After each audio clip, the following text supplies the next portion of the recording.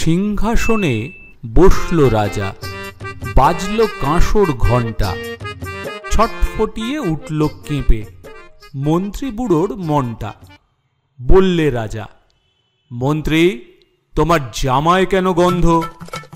মন্ত্রী বলে, এসেন্স দিছি, গন্ধ তো নয় মন্দ। রাজা বলেন, মন্দ ভালো, দেখুক শুঁকে বদ্যি। বদ্যি বলে, আমার নাকে বেজায় হলো সর্দি। রাজা হাঁকেন, বোলাও তবে রামনারায়ণ পাত্র। পাত্র বলে, নস্যি নিলাম এক্ষুনি, এই মাত্র। নস্যি দিয়ে বন্ধ যে নাক, গন্ধ কোথায় ঢুকবে? রাজা বলেন, কোটাল তবে এগিয়ে এসো, শুঁকবে। কোটাল বলে, পান খেয়েছি, মশলা তাতে কর্পূর, গন্ধে তারি মুন্ড আমার এক্কেবারে ভরপুর। রাজা বলেন, আসুক তবে শের পালোয়ান ভীমসিং।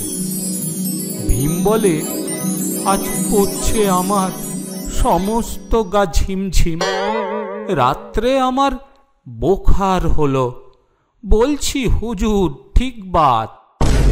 বলেই শুল রাজসভাতে, চক্ষু বুজে চিৎপাত। রাজার শালা চন্দ্রকেতু, তারেই ধরে শেষটা। বললে রাজা, তুমি না হয় করো না ভাই চেষ্টা। চন্দ্র বলেন, মারতে চাও তো ডাকাও না কো জল্লাদ, গন্ধ শুকে মরতে হবে এ আবার কি আহ্লাদ। ছিল হাজির বৃদ্ধ নাজির, বয়সটি তার 90। ভাবল মনে, ভয় কেন আর, একদিন তো মরবই।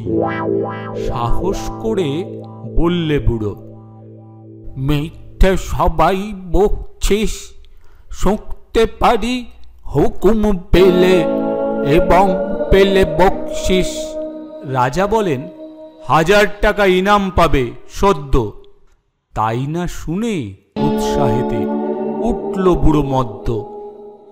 জামার পরে নাক ঠেকিয়ে শুকল কত গন্ধ, রইল অটল দেখল লোকে, বিস্ময়ে বাকবন্ধ। রাজ্যে হলো জয় জয়কার, বাজল কাঁসর ঢক্কা। বাপরে কি তেজ বুড়োর হাড়ে, পায় না সে যে অক্কা।